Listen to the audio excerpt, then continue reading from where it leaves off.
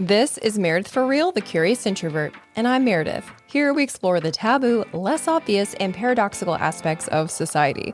I bring you the most qualified person to explore the topics people think about but don't ask about. The results give you the nuanced answers you crave, not just the Google results making headlines. My mission, and yours if you choose to accept it, is to make a more curious future for everyone. Each episode is different, so bring your ADD and your earbuds and have a look around. Before we get into it, I want to invite you to request to join my private Facebook group. I like it because it feels like a more personal way to share with all of you. So I do post things in there that I don't post anywhere else. And people in the group like it because their feedback helps shape the show. And I do giveaways. Search MFR Curious Insiders on Facebook or click the link in the episode description. I hope to see you there. This episode is dedicated to all of my fellow nature nerds out there. You always wonder how those nature filmmakers get those incredible shots and how they coordinate everything behind the scenes.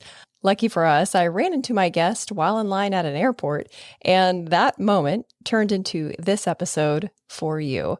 You'll hear him share behind the scenes of the greatest shots filming elephants, eagles, and snakes, the role of trained animals, how AI is changing the tools of the trade, and the ethical tightrope of getting people to care while minimizing the impact of animal behavior.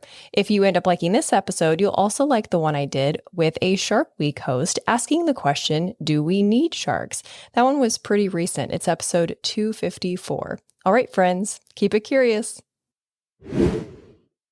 Even if you aren't a nature nerd, we've all been in at least one science class where a nature documentary was played. You know, the intense chase of a cheetah and gazelle, or the crocodile stalking the water buffalo. All the brutality softly narrated by David Attenborough. But have you ever wondered what goes on behind the scenes of the film crew for these projects? My next guest has worked on wildlife documentary projects for the BBC, Netflix, NatGeo, Disney, and Discovery, to name a few. He was the technical coordinator for Planet Earth 2 and is currently working on a project for the BBC, which is where I met him, sort of. It was actually in line at the airport in Mongolia. Today, he's going to pull back the curtain on the production of nature nerds' favorite TV genre as we explore the nuance that lives in the ethics and efforts of wildlife documentary filmmaking. Filming nature, coordinating chaos, living the dream, Louis Labrom. You made it. I'm so glad you're here. Hi. I'm here. You're here. I'm really glad that we met and that we could do this in between your projects because, you know, there's a lot of moving parts to filmmaking life. Are you allowed to share anything about that project that you're working on now? That project's slightly problematic, I think, purely because from a non-disclosure level, it's not gone out yet, and so it's not been announced. So that's all semi-secretive. I think we'd probably get away with telling you where I was, but apart from that, I think specifics is tricky, which is one of the downsides of what I do, even though there are many, many upsides. Talking about it publicly is being enabled to talk about it publicly is a bit of a downside because there's some amazing things that I see and amazing adventures I go on, but kind of have to keep it under wraps until it hits the big screen, which can be 3 or 4 years down the line. Yeah. So, do you have a watch party with your friends when that happens? Yeah, a watch party of sorts, but it's just because the projects go on for so long and you work on so many different projects, you're really kind of tripping over yourself about keeping secrets. And I'm not the best keeper of secrets. So yeah, saying kind of you just go off on a tangent and talk to somebody about something and you're like, oh, I'm not sure I should have said that. But anyway, it's done now.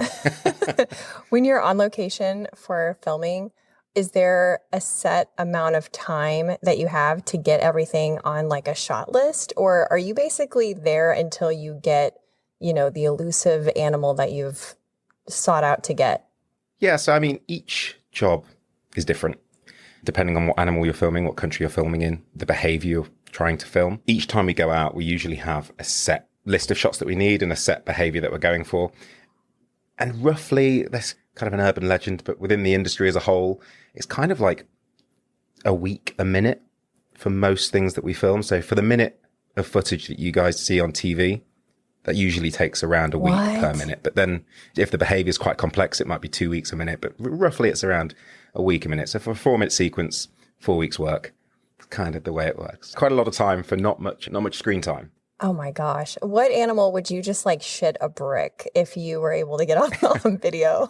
Ah, it's super cliche, but the snow leopard is like top because it's just so elusive. The ghost cat, really harsh environment to work in, cold, rocky mountainous, camping out for days on end and basically so perfectly camouflaged against the environment, almost impossible to film. But when you get it, it's something quite special. So I think that's the pinnacle. Yeah, I think it was in the Planet Earth too, wasn't it? Yeah, so Planet Earth 2, we did some snow leopards because obviously Planet Earth 2 was roughly 10 years after the transmission of Planet Earth 1, which the snow leopard was another big part of. And with these series, there's a big portion of that that's revisiting things 10 years down the line, partly to see how it's changed, but also to kind of remind people that these things still exist and that it's still quite hard, even though the world has become much smaller with the ability to travel quite quickly and get to various places. Trying to get that footage of that particular animal is still quite tough. Is there any animal other than the snow leopard that it's pretty much impossible to film either because it's so elusive or because of the harsh environment? There are definitely some. So like a lot of rainforest cats, there's various wild cats in places like Borneo and South America that are very elusive, very difficult to film, and small rodents and things that we thought were extinct that aren't.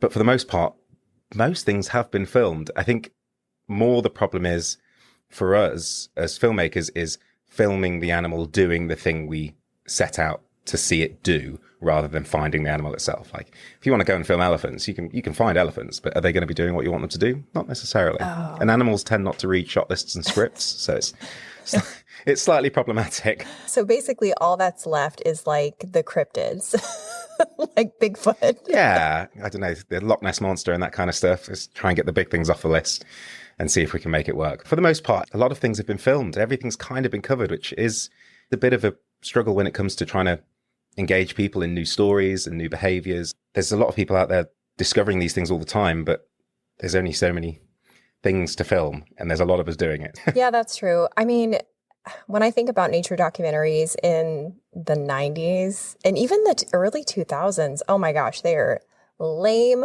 compared to right now. The shots and the story and the up close captures from the wildlife documentaries now are just incredible. Like in Planet Earth 2, there's like Father Frog, I think is what the narrator called him, like the frog protecting his eggs from the wasp. And it shows... the glass frog, yeah. Yeah, and it shows like the little frogs and the eggs wiggling around. And I'm like, what the hell? How do they do that? And then the elephants, I know you worked on the elephant stuff. That freaks me out because elephants are like awesome, but they're also kind of a little scary. And the shot makes it look like you're an elephant in between the mama and the baby. Like you can see the little baby on the one side and the mama on the other side. And then the birds, flying in formation. And it's like the bird has the camera on him, like he's a paid crew member. How are you getting these? Well, I think it's tricky. What's great is that we have Planet Earth 1 to look back on and we can go, okay, well, that's how they did it then. How do we do it now? 10 years in technology terms, especially at the rate that we're moving now, is massive. I mean, back then, they'd really only just transitioned from film. A lot of original Planet Earth would have been shot on film and then probably pushed to tape. So still film in a certain way, but not digital. It was the advent of HD as well. So that was a new thing for everybody. And the traditional ways of making wildlife documentaries were still there. And Planet Earth as a series is still the best ever made, in my opinion, especially for the time and how they did it and all of the complications that they would have had with the limitations of the equipment and environments and extreme conditions and all that. But now technology is more readily available. It's cheaper. New things have come onto the market that have completely revolutionized our industry, like drones and handheld gimbals and aerial gimbals and macro lenses and small cameras that you can hide in GoPros and that kind of thing. So we use Planet Earth 1 as a basis to look at some of the sequences. And that's why we revisit quite a lot, because it's okay, well, we've filmed the snow leopard half a mile away, really kind of soft in the distance, but now we want to get really up close and personal. We want it to walk over the camera. And how do we do that? An enormous part of that progression and that development of our genre is to be able to bring the audience closer to the animals, because when you're filming an animal on the end of a long lens, you do feel somewhat removed. So the idea is this immersive nature of bringing the audience, bringing that natural world into your living room, almost like that 3D effect where there's something's walking over you and you're looking and you're in a big dome theater and you've got the red and blue glasses on, old school 3D. And that's the aim, is to bring the natural world into your living room. And in order to do that, we have to get really creative and we have to get super techy.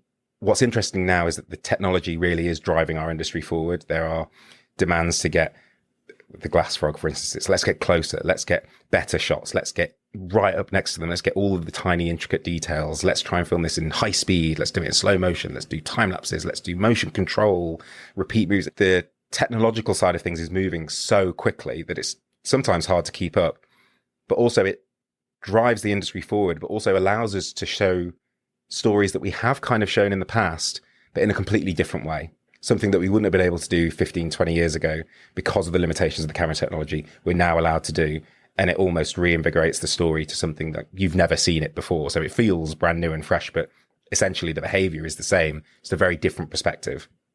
So are you allowed to share like the elephant one, for example? How did y'all do that?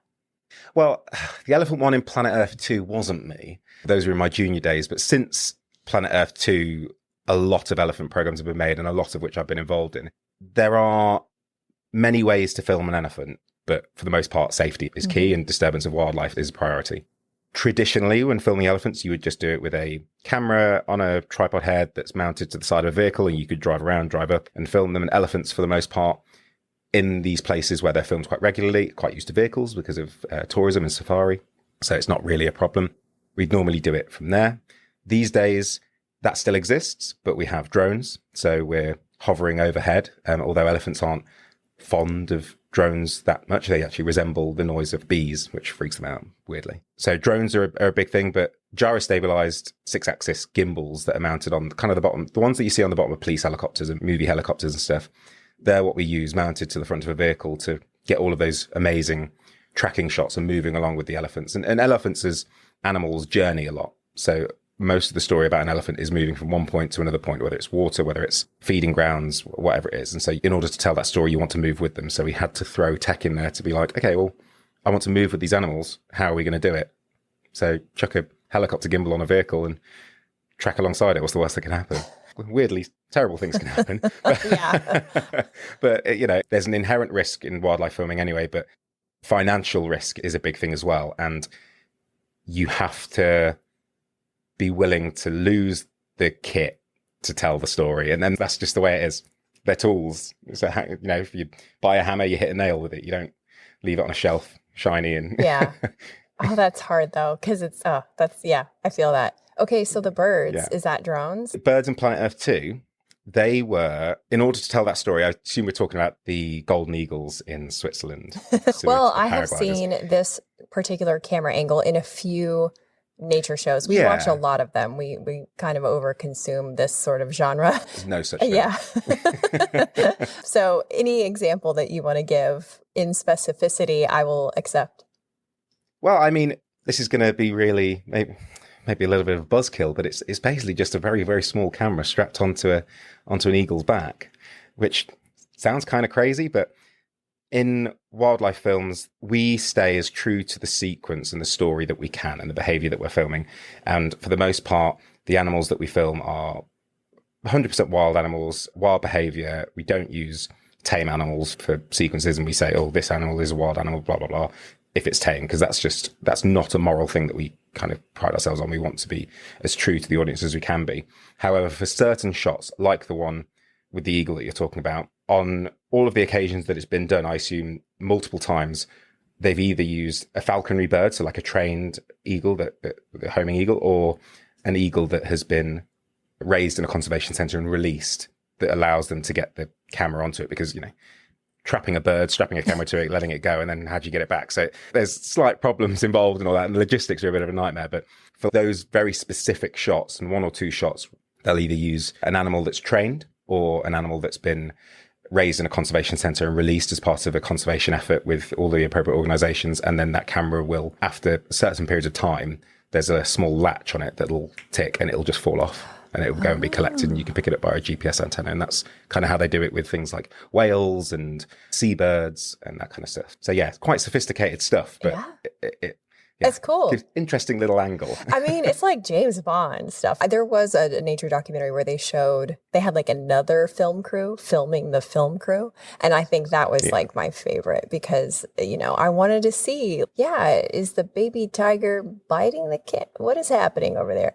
So then they stitch it together to make the story. So is that what they do? Like they're showing the wild eagle and then they cut to this eagle that has been part of a rehabilitation program and they're kind of like putting the story together like that.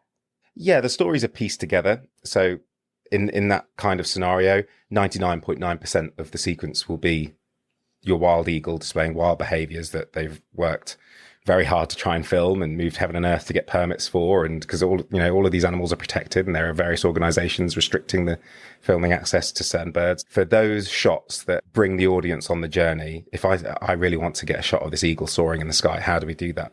The reality is to do that with a wild animal is impossible. So you have to work around it. And again, we pride ourselves on being as honest with our audience as possible. And that all of that kind of the methods of doing that is in all of the post-release literature. It's all there for people to read. But in order to get that shot, the safest and most practical way to do that is to use a bird that's either tame or to use a bird that we can have access to that's being released and is under the care of an organization. And you'll see that entire sequence, but those two shots of the eagle's head as it's moving through the Alps is potentially a trained bird or a rescued bird. But that's not to distract or detract the audience from the sequence itself. The sequence that has been told and the science behind it is all accurate. The idea is to be able to up our game visually.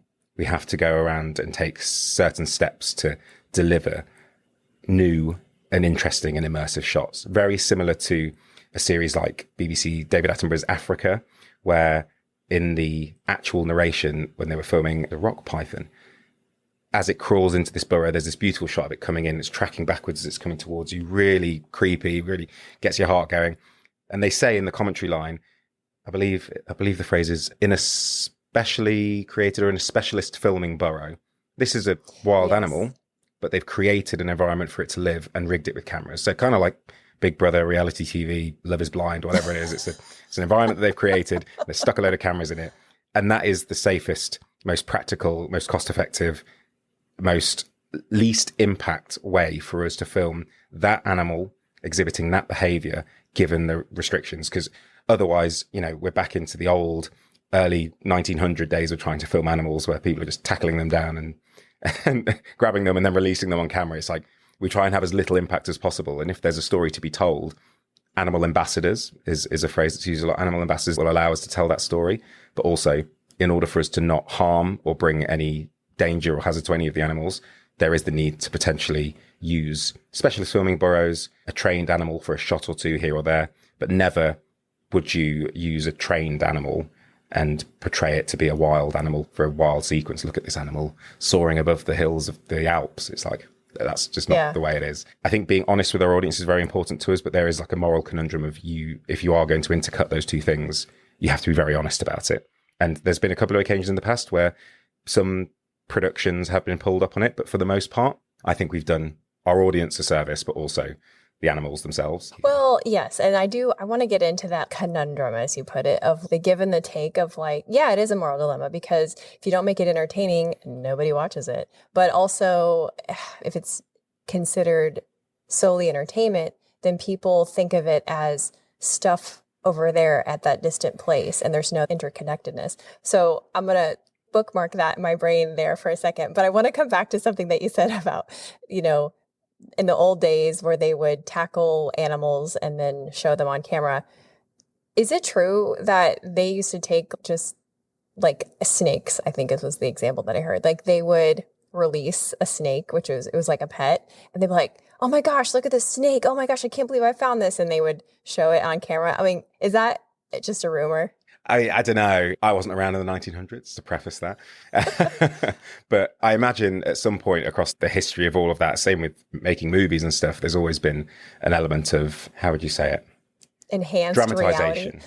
Enhanced reality. What we're doing is we're getting into a genre debate, and genres are very important, and it's a very important distinction. So I work primarily in natural history, factual entertainment. So what we do is documentary. We document, we tend not to intervene and all that kind of stuff. There are other genres that I have dabbled in here and there, which is more like animal entertainment, animal factual entertainment. So like Homeward Bound, they're not wild dogs, they're pets, but they use the dogs, animal actors. And there is a market for wildlife documentaries such as that allow you to tell a really intricate story of something you would never see before. But in order to do that, you have to use animals that you can handle, that you can rear, that you can move around. And it's dangerous to take one out of the environment, or it's unethical to take one out of the environment. But can you use somebody's animal that is a wild animal, has been caught wild or rescued in a rescue centre, and can you use that to tell your story?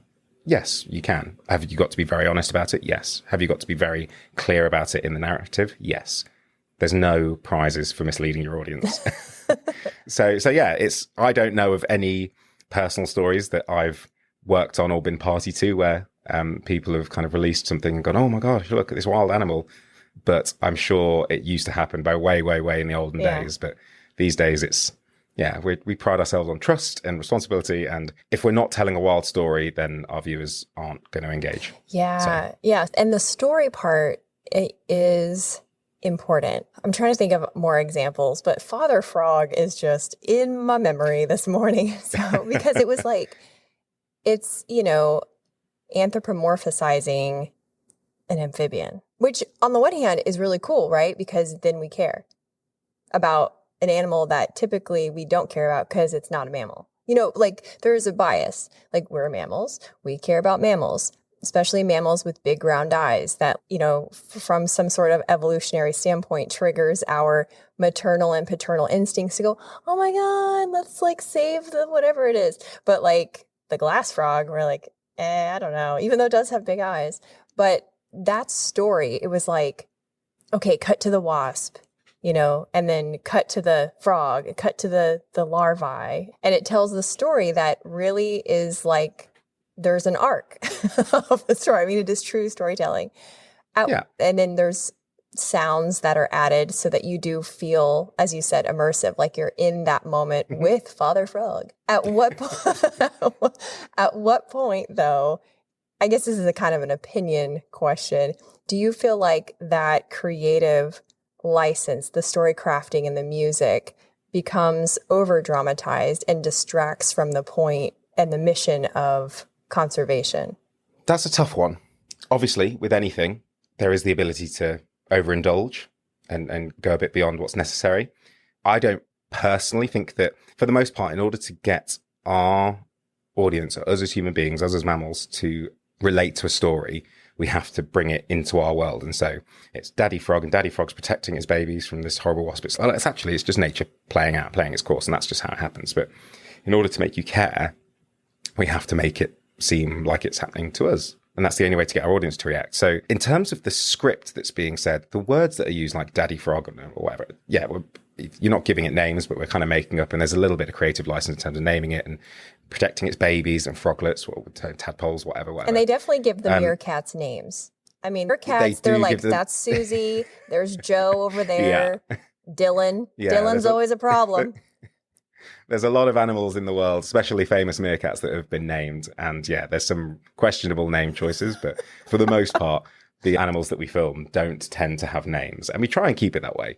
Is the science behind what the narrative is saying factually accurate? Yes. It's fact-checked to the nth degree by multiple people. And then once it's edited and the story's put in, it's fact-checked again. It's sent to the research scientists that we liaise with to find those stories to fact-check again. And if not, they're pulling us up and they're saying, no, you need to change that because that's not factually accurate and that's not what's happening here. Or we'll show them stuff and it's, oh, that's new behavior. So maybe this is that and that is this. And it's not straightforward. But creative license is key in terms of engaging our audience and keeping it engaging and up to date and entertaining.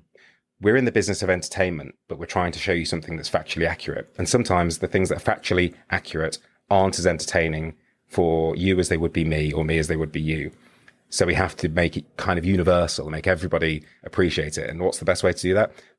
First and foremost, it's to anthropomorphize it, bring you in, get you supporting that character. You're involved in the jeopardy. You want the frogs to survive and you want the wasp to get kicked off the leaf or whatever it is, but no one cares about the wasp. It's, so you have to anthropomorphize it to some degree to get the audience to relate. Can you go too far with that? There are examples, I think, personally, and it's a personal taste thing rather than a hard line. There are some projects and some documentaries and some films that do that, and they're not totally my cup of tea.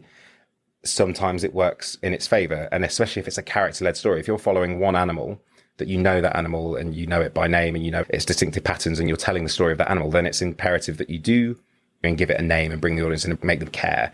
That's all part of why we're doing it. There's a story to be told. You're following this one animal. To call it Lion 616 is probably not as engaging as calling it Simba or Nala or it's copyright infringement, but you know. Yeah. So yes, I think it's important. Creative license is important, but I think it's very important that we don't go too far. And things with like sound and dramatic music, if we were to just play the sounds of the natural world over the things that are happening, for the most part, it would be quite unengaging. I don't say boring because it's beautiful in a completely different way, but it'd be quite, disengaging. So the music helps ramp up the drama, but the music is dictated by the action, not the other way around. So the soundtracks that are created by the likes of George Fenton and Hans Zimmer, those are created in line with the edit and the way the behavior is playing out. So if the lion's jumping on the giraffe's back, that's the crescendo point as the music comes in. Then when it falls, the music dies down. You can hear the natural sounds of it falling into the ground, and then the music ramps up again. The chase is back on, and it's all about keeping you engaged. And music is an incredibly important tool in telling our stories because it can decide whose team you're on. It can decide what the outcome of the whole story is before it even starts. It's a very, very important factor, but very much the music is dictated by the action rather than the action dictated by the music, if that makes sense. And great point about it determines whose team you're on. So there's like that dilemma of, do we want the wasp to starve? Or, you know what I mean? And we tend to, as I said earlier, we're biased towards the animals that are also mammals who have big, cute eyes and furry bodies. And so it can create maybe like an oversimplification of nature where people who don't have, we'll say, a robust environmental ethic, to them, it's just like a Disney thing, you know? I think that in the past, that probably was a thing. But I think as a community, which in the grand scheme of things, the wildlife industry is relatively small compared to things like factual television or movies. We like to think we're very important, but we're still quite a small community.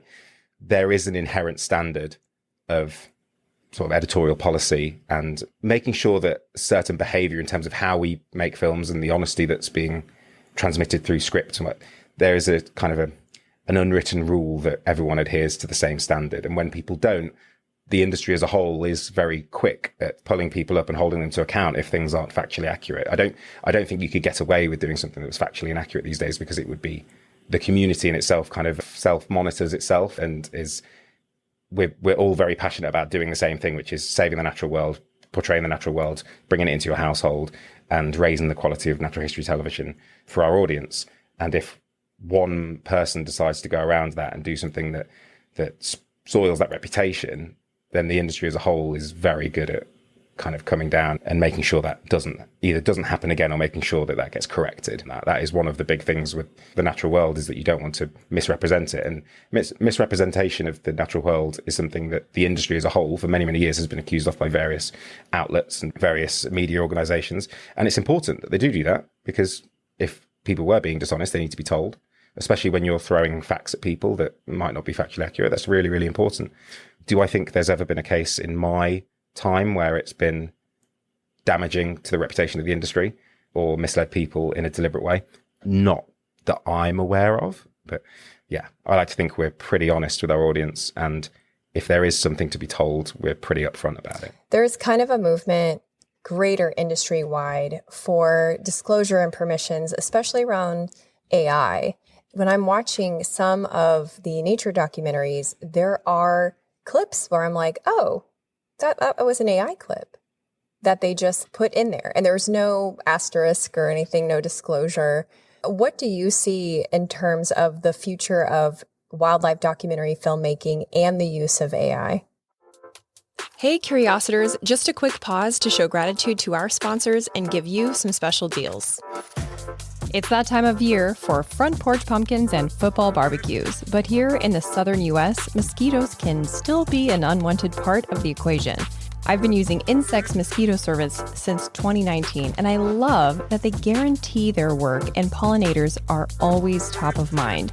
but don't wait to get on their schedule. If you're in the Florida Panhandle or the Gulf Coast of Alabama, give INSEC a call, ensec.net.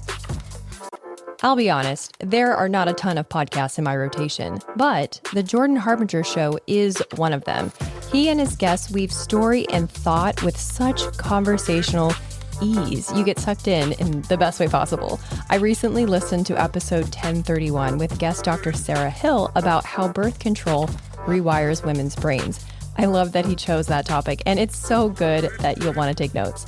I also really love episode 784 with Rami Romani, who shares incredible stories of ancient and modern day Egypt, including a super intense escape story with him and his wife, and the truth about ancient Egyptian curses. I mean, just from those two episodes, you can see how varied his topics are. You can't go wrong with adding the Jordan Harbinger Show to your rotation. It's incredibly interesting. There's never a dull show. Search for the Jordan Harbinger Show. That's HARB as in boy, IN as in Nancy, GER on Apple Podcasts, Spotify, or wherever you listen to podcasts. This show is also supported by the UWF Historic Trust. Don't pick another boring venue for your next work event. Check out one of the Pensacola Historic Trust's 12 museums. Now, if you watch the show on YouTube, you see the beautiful backdrop of Trader John's, the exhibit where I record the show inside the Pensacola Museum of History. Booking an event with the Trust will not just be a memorable event for your guests, but also support the efforts to keep Pensacola's historic charm preserved. Learn more at historicpensacola.org. Now back to the show. Remember to stay till the end where I give you a sneak peek of next week's episode. So AI is something that's obviously relatively new for us. It's not been something that we have relied on or found a particular need for up until now. It's obviously quite a hot topic. In terms of integrity and trust and being honest with our audience, that's a really important factor. There have been a few new series that have used things like AI or artificially generated elements, animals, bits of behavior, scenes, I would say, as an overall, or I don't know, if there's a bumblebee in a shot or something like that, then they can create that. At the end of a lot of the documentaries, post-credits, that kind of stuff, they're very open about that. I like to think. I don't think I've seen one recently that doesn't end like a post-credit scene with some of the images in here were artificially generated, but purely for entertainment purposes. For the most part, the reason that they're using things like artificial intelligence or image generation is to place something within a shot that would be impossible to get normally, but that isn't an integral part of the scientific-based behavior. An example, you're following a bumblebee, and a bumblebee is flying through this canopy, and the bumblebee's this big, and you're following it with an 8K camera that's capable of shooting Hollywood movies on a FPV drone. The ability to be able to do that is pretty much impossible. So in order to do that, you would film the shot with a drone, and then you would comp or superimpose the bee in there, but the bee is just flying. If the bee was, I don't know, knitting, it would probably be quite misleading. But I think for the most part, it's okay, well, a little bit of creative license. We can have the bee flying in this shot because otherwise it would be impossible to get. And actually, we're not misleading anybody. Bees do fly. Oh, right. We're just going along the journey with it. Yeah. Well, and then you're not interrupting the behavior. So there's also like this unknown. I'll be curious where this leads us in the next 10 years, because you said, elephants are really, speaking of bees, quite bothered by drones because they feel like bees. When my husband and I went to Yellowstone a few years back, one of the rangers told us and others, if you're close enough to the animal that it changes its behavior, you're too close to the animal. I thought that's a pretty good rule of thumb. But how does that work for wildlife documentary filmmaking? Because you're putting a drone over an elephant and you're in the jungle next to a family of bonobos. There's definitely an awareness on behalf of the animal that you're there. Yeah, so for the most part, your rule of thumb from your ranger in Yellowstone is exactly the same for us. If you're near the animal's behavior is changing, or you interrupt or disrupt the animal from doing what it was doing, you're too close.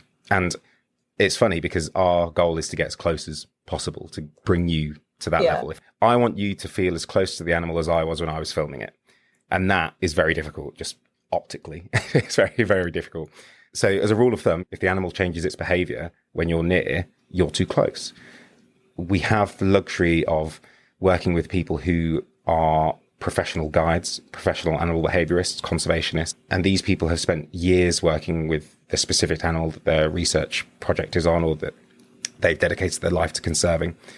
With a lot of animals, there's an element of fieldcraft involved. Same with things like hunting. You don't just walk up to the deer that you're stalking. You gradually move, and then you wait for it to put its head down, and you move a bit further. You move a bit further, and bit by bit by bit. Very similar with wildlife in that you want to reduce the amount of impact you're having on its behavior so that you can get in there and film the most natural behavior that that animal is exhibiting. That's what we do day in, day out. It's about fieldcraft. It's about knowing the animal. It's about coming from downwind. It's all very well thought out. But things like the bonobo families, for instance, those will know that those bonobo families are there because there'll be somebody there who studied them for their entire life and they know them all by name and they know their lineage for the last 40 years. And so we have the luxury of going in and working with them, and they get as close to the bonobos, for instance. And when they say, you're too close, time to pull back, you pull back, because although we're all passionate animal behaviorists and passionate naturalists, fundamentally our goal is to film the most wild scene, natural scene, uninterrupted scene as possible. And the way to do that is to work with the people that know the animals best. I could be in Africa one day and South America the next and Mongolia the next and the Arctic the next. I can't best practice with every single animal as well as each of the individual caretakers, guides or animal experts, animal behaviorists does in those patches. So we rely enormously on their input and their expertise. And without them, as well as the researchers, fixers, guides, we wouldn't be able to do what we do. But yes, there is an element of animal interruption, and sometimes it's inevitable for whatever reason. But at that point, you work backwards. Yeah. So at the point where you've gone, we've interrupted, we've got to start working back. And we know we've reached our limit here, let's pull back. But in some occasions, you don't get the opportunity to. The animal scarpers, and that's the whole shoot over.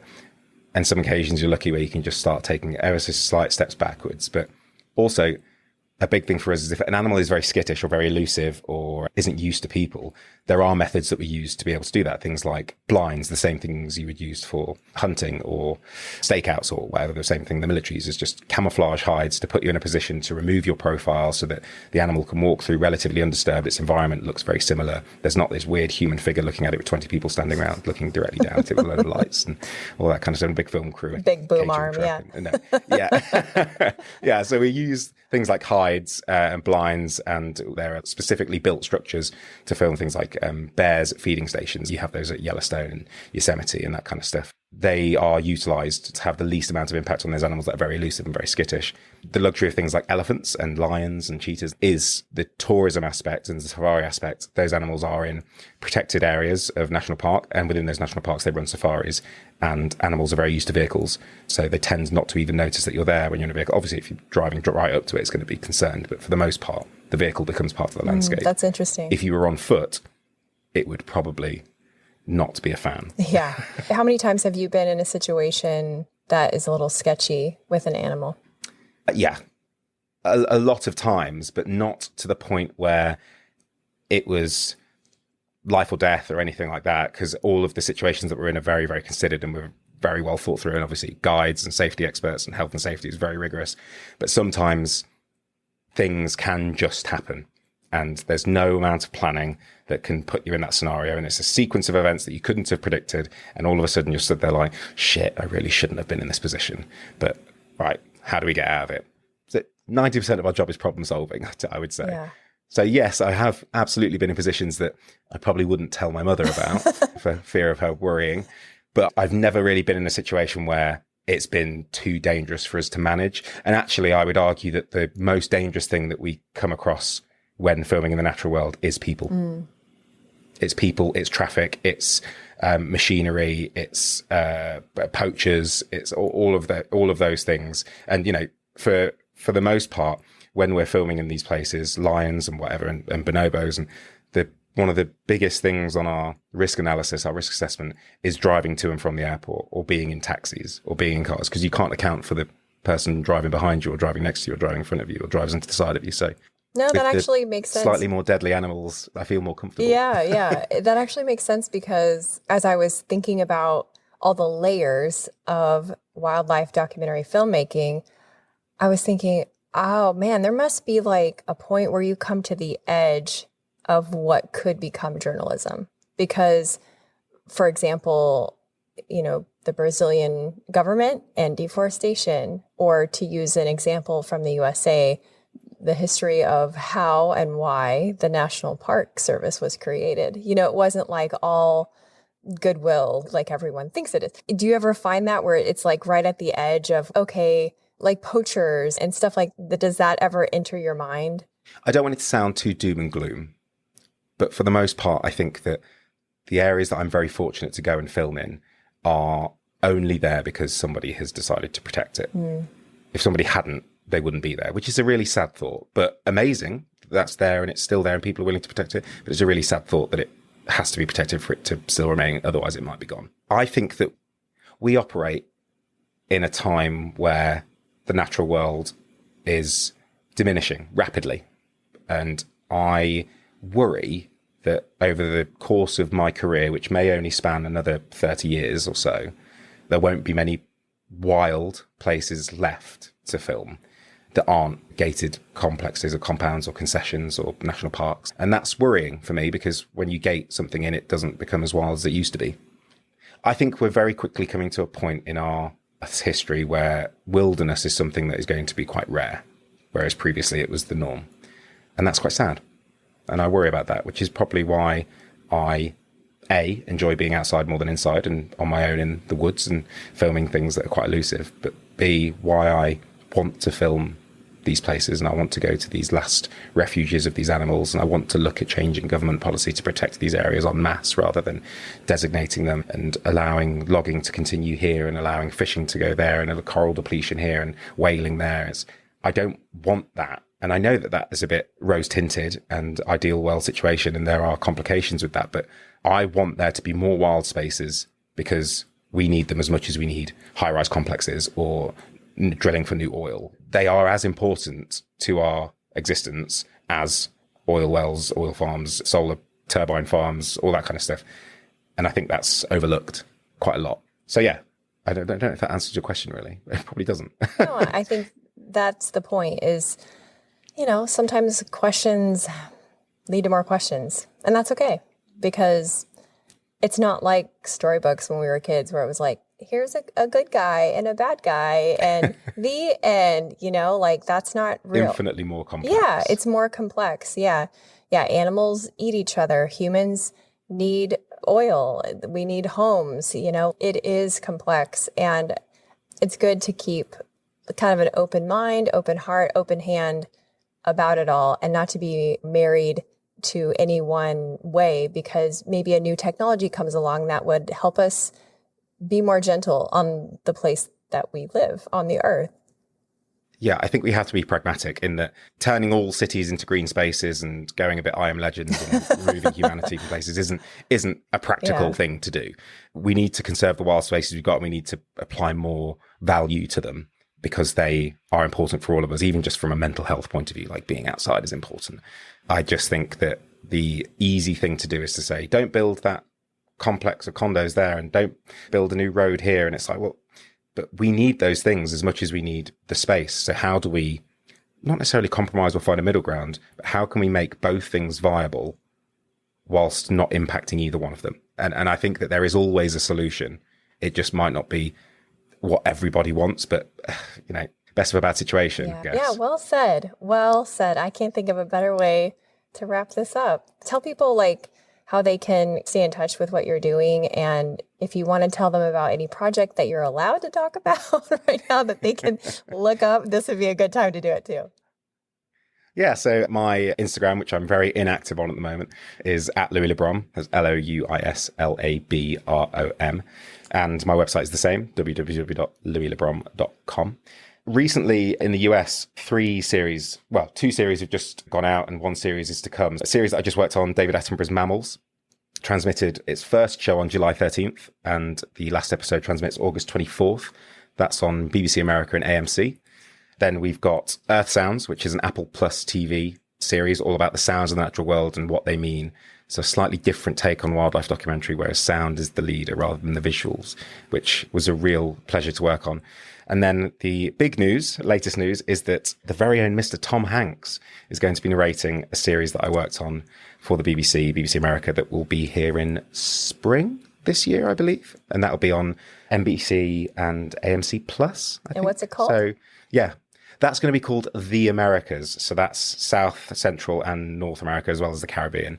So that's going to be, that's been a 4-year project that the team have worked on, and it's going to be pretty good. Oh, that's awesome. So I'm very much looking forward to that. Plus, it's home turf for you guys, so you get to see a bit more of your local natural world. Oh, I love that. I have goosebumps. Well, I'm adding all that to my watch list, so thank you. And thank you for this. This was fantastic.